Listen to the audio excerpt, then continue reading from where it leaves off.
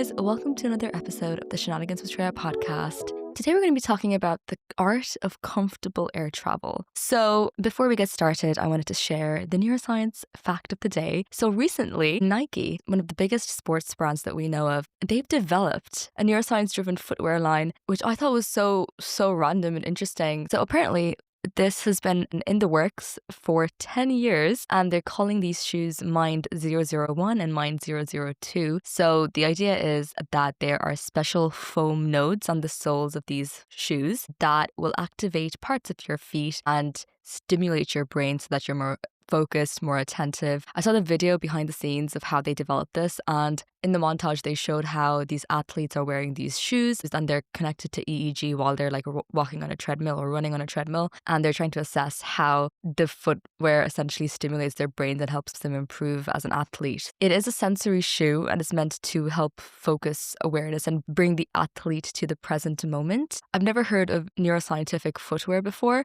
so this is quite an interesting read for me. I'm just going to quote what the Chief Science Officer of Nike, Dr. Matthew Nurse, has said about this. He said, "For 45 years, Nike has studied the body in motion, how muscles fire, how joints move, how oxygen fuels performance. Now we're expanding into the mind. So by studying perception, attention, and sensory feedback, we're tapping into the brain-body connection in new ways. It's not just about running faster, it's about feeling more present, focused, and resilient. That's the new frontier of performance." So yeah, there you have it. Nike has a new neuroscientific footwear line. Now, if you notice, what the Chief Science Officer is saying here is that they're trying to focus more on the present. That's a technique that I feel like has come into the forefront so much over the last decade or two about, being aware, being mindful, being more present in the moment. And I will do a podcast episode soon to the insights of being present and meditating and things like that and why mindfulness works the way it does. But for today, we're diving into air travel. The idea for this episode is actually inspired by my own personal travel journey, especially over the summer. I had a really intensive back and spending hours on so many flights, and I genuinely wondered if there was any research done into how we can manage long-haul flights better. I'd say my biggest issue at the time was that I wasn't able to sleep on these flights, which is okay if it's, during the day. I'm going to be watching things on the entertainment system. I'm okay if it's an afternoon flight or even a flight that's around like 10 a.m., 11 a.m., you're able to at least pretend that you have a day going on. It's kind of annoying when you're genuinely tired, it's like 2 a.m., midnight or so, and you're trying to sleep and you're just not able to because of the way it is on a flight. It's a bit uncomfortable. Sitting arrangement might not be ideal. The neighbors around you might be too loud, things like that. I used to have a little bit of nausea as a child and I grew out of it. And then don't know what happened, but all of a sudden this year just gone back into the nausea vibe, which isn't pleasant when you're trying to sleep and you're tired. And I wanted to know, what are the overall health impacts of traveling in long haul flights and what can we do about it? Are there ways that science has proven, okay, there might be easier and simpler ways to travel? Well, we're going to find out. So here we go. So starting off with, what does flying actually do to our body? So again, I will be linking all the resources that I've used for this episode in the description if you want to check out these articles. So there are many things that you might have noticed about yourself when you're traveling. One of them might be that you might feel a bit nauseous. You feel more tired. Like there are times when sometimes you can just pass out on a flight if you're comfortable enough to do so. And there is emerging research happening that being, thousands of feet up in the air inside a tube can do strange things to our body. So if you think about it, an airplane is a bit of a weird environment. They have to maintain air pressure and humidity artificially, and that is a major contributing factor as to why air travel can feel a bit odd sometimes. The humidity in an airplane is actually lower than some of the world's driest deserts on the earth when they're pumping that air into the cabin because they have to keep it cool to ensure that things don't overheat on board, and they're able to circulate that heat out of the plane. So they try their best to maintain a lower temperature. There's also reduced air pressure on a flight because you're up in the air. There's already less air pressure up anyways. They do try to pressurize the cabin, but it's not going to be the same as it is on the ground. So being in an environment where there's low air pressure automatically means that the oxygen in your blood is going to reduce. So that drop can be anywhere between 6% to 25%, which is quite considerable. In a hospital, if someone was to have 25% reduction, that would mean that you need to have additional oxygen supplied to them. So for healthy passengers, having reduced oxygen for a period of time shouldn't impact them greatly. The issue comes when people are a bit older or if people have breathing difficulties. That impact that they feel with the lowered oxygen can be much higher. Now, if you think about it, if you have low oxygen in your bloodstream, this is going to impact your body, including, you guessed it, your brain. Having low oxygen or hypoxia can actually change the way that your brain is able to think. So there is emerging evidence saying that healthy adults will start to show memory changes and their cognition becomes a bit weak. So when you're up in the air, you might feel a bit woozy, for lack of a better term. So at 7,000 feet or 2.1 kilometers, there is research showing that people have an increased reaction time. So that might be beneficial to playing computer games when you're on a flight. But as you increase that height, so say you're at 8,000 feet in the air, 2.4 kilometers, there is research showing that there will be small decreases in your cognitive performance at that level of reduced oxygen, which is usually the amount that's found in airline cabins. Now, for a lot of us, that won't cloud our judgment too much. We will still be able to think clearly. It probably won't be as sharp as it would have been if we're on ground, but it's still not too bad. But if an aeroplane is to go up to 12,000 feet in altitude, that is when people will start showing obvious changes in their memory and their cognition, their ability to make decisions and do any calculations, that sort of thing. And there is actually a rule in the aviation industry that pilots have to wear oxygen masks if the cabin air pressure is changing because of the altitude that they're at, if it's higher than 12,500 feet. Sometimes when you just sit on a plane, even before it takes off, you literally just pass out. You feel so tired. And while you're waiting for the plane to take off, and you don't realize that you're falling asleep. And the reason for this is because you've stepped from normal oxygen zone to a reduced oxygen zone. And that has contributed to you just like passing out. Also because your eyes need oxygen as well to stay awake and to register color in your world. At high altitudes, your eyes also get really tired because they're craving oxygen and there's not enough oxygen to circulate to your eyes. So you will end up sleeping. Another interesting fact that, again, most of us have noticed is that airplane food literally sometimes tastes the exact same everywhere. There's this associated smell that you just know comes from airline food. I must say there are airlines like Qatar Airlines, Singapore Airlines that have absolutely amazing food services and food quality. And I think the aviation industry is trying its best at the minute to increase the variety of food that they have so that it actually tastes good and not the same. But one of the reasons why airline food might not taste the best is because you already have low air pressure and you have low humidity. That will impact your taste bud sensitivity and actually reduces it. Evidence shows that your salt and sweet taste buds can be reduced in terms of sensitivity by up to 30%. There is a really random fact with this that a Lufthansa flight study has shown that savory flavors in tomato juice might taste better in a flight. And because the air is so dry, our sense of smell is much more diluted than it would be. There was a study done in 2007 that showed that about 3 hours, people will start complaining about feeling uncomfortable about being in this airplane. You're sitting in this metal tube with low humidity, low air pressure.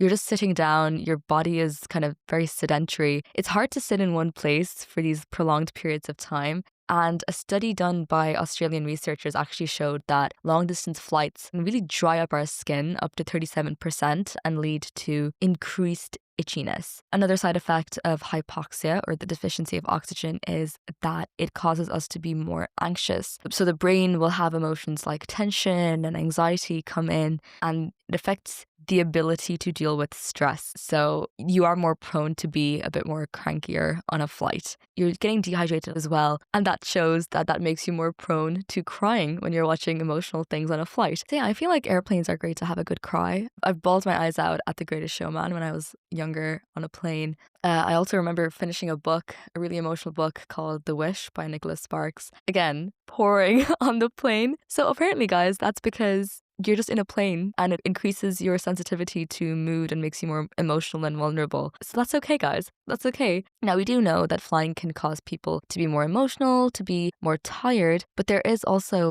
research showing that it can make you feel a little bit happier. If you're, watching a good movie and if you're feeling happy about your journey, that can result in an accumulation of just combined happy tears, not just sadness. Now, by definition, a long haul flight usually is a flight that's 6 hours or more. There are also super or ultra long haul flights, like the ones that are 12 hours, the ones that are 16 hours. The world's longest flight as of 2025 is the one that's operated by Singapore Airlines between New York and Singapore, 18 hours and 50 minutes, which is crazy. There's an Australian airline that wants to launch an even longer flight journey from Sydney, which they're thinking of having up to 22 hours, which means that they'll be able to see the sunrise twice on that journey. So you can imagine just staying in this is going to have so many effects on your body. So something that should be noted is that because you're in low humidity, your body's going to be dehydrated faster, and drinking caffeine or alcohol on flight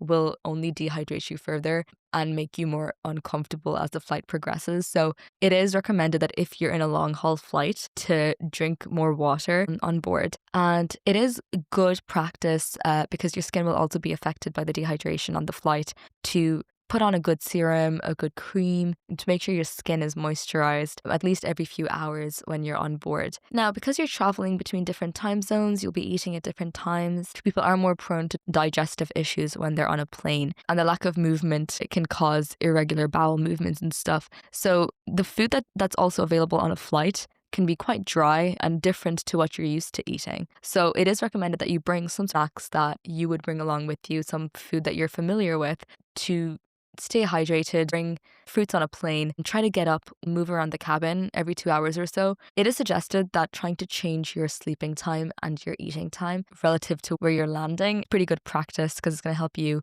adjust in your new location. There are high possibilities of your joints aching because of the pressure in the cabin. So it's recommended to bring neck pillows, compression socks, and just to keep stretching even if you're still sitting down. I wasn't really a big fan of neck pillows when I was younger, but I actually appreciate them way more now. It really does help having support for your neck. And moving on to the nausea element of flight travel, I feel like I've related to the aspect of nausea the most because growing up, I had it when I was younger. And then when I grew out of it, my brother got quite nauseous on flights and he only grew out of it when he was way older. So ways to combat nausea include trying to sit at the 30 degrees your seat is tilted at because it helps your inner ear adjust to the new movement on a flight. So kind of sitting against your seat essentially, because there's a reason why those seats are slightly tilted backwards. And then having ginger ale really helps to combat nausea, keep it down. I've never tried this before, but I actually think on my next journey, I probably am going to have ginger ale just to see if it does any wonders. For those who feel anxious on a flight,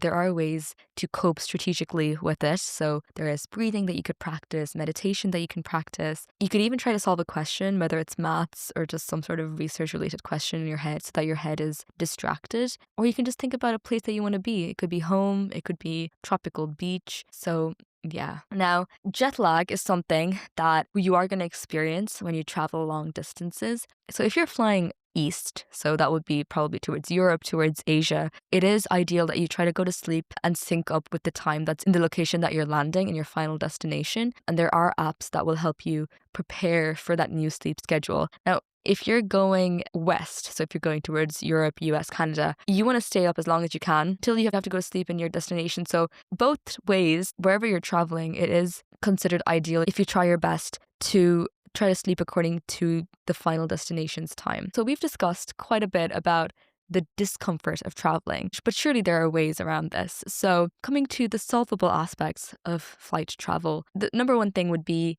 to wear comfortable clothes, have kind of baggy, loose clothes so that your body circulation is still pretty normal. And because it's going to be for a long period of time as well, because a travel day is essentially a full day in itself. So wearing comfortable clothes would be highly recommended, and comfortable shoes as well. Trying to sleep strategically in the days leading up to your flight and your journey so that you can combat jet lag. There is an app that I came across and it's been recommended on multiple resources that I checked out called Time Shifter. It is essentially one of the best known jet lag apps, and you're able to put in your personalized itinerary on it, like what time your flight is leaving, what time you're landing, things like that. It will give you a customized light exposure and avoidance plan depending on your individual sleep pattern and circadian rhythm. Because the way that our brain is that it's very much synced to light. So when it sees light, it's like, okay, I'm going to be awake now. And when it's in the dark, it's naturally prone to producing melatonin and causing you to sleep. It is nice on a long haul flight to have some sort of entertainment, whether it's watching a movie on the in-flight system, having a book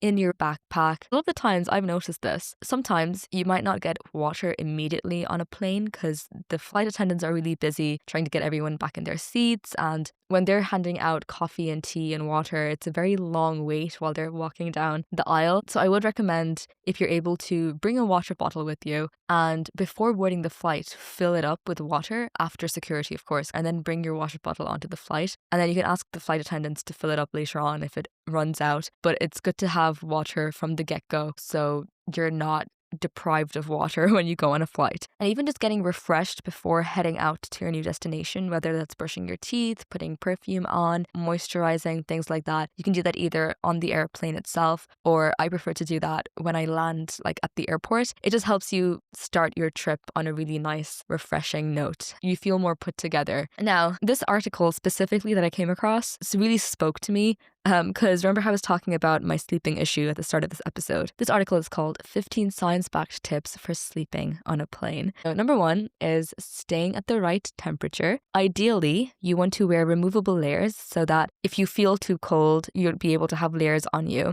And usually they give you a blanket, which is really good. If you feel too warm, you'll have layers that you can take off, which will help you sleep better. It is nice to just take your shoes off when you're on a flight, and if you want to sleep on a flight. There is a study in the Journal of Physiological Anthropology that found that wearing socks has higher sleep efficiency and 7.5 times fewer sleep awakenings or interruptions and 32 more minutes of sleep among the participants. For obvious reasons, put your phone on airplane mode, switch it off if you want. You are going to bed essentially on this flight. Now, something that really did change my life, and I've always noticed that my dad does this, and I've only implemented it this year, but wearing an eye mask is such a game changer, because earlier you just have light around you and people, lots of noise and things like that. But with wearing an eye mask, you just give yourself this nice, comfy, dark area to sleep. An eye mask encourages the production of melatonin. So it is recommended that when you're on a flight and you want to sleep, you can have pink noise, which is different from white noise because pink noise basically decreases in its intensity and the frequency increases. So it's more like beach waves and rainfall and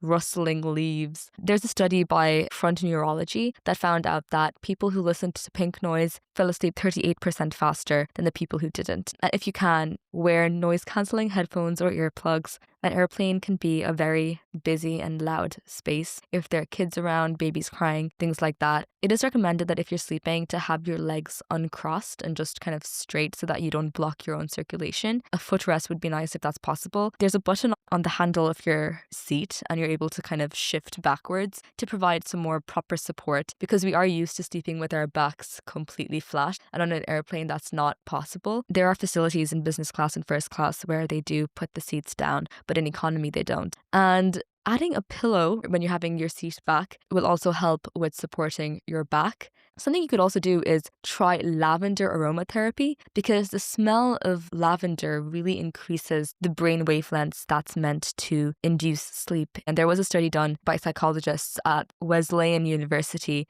that found out that lavender increased the slow wave sleep among participants. It encourages deep sleep, your heartbeat slows down, your muscles relax, basically everything that you want when you want to sleep on a plane. You don't want to eat too heavily when you're about to go to sleep. Have potassium-rich food, because potassium does help regulate your blood pressure better. Lets you sleep, essentially. And also, just stay hydrated.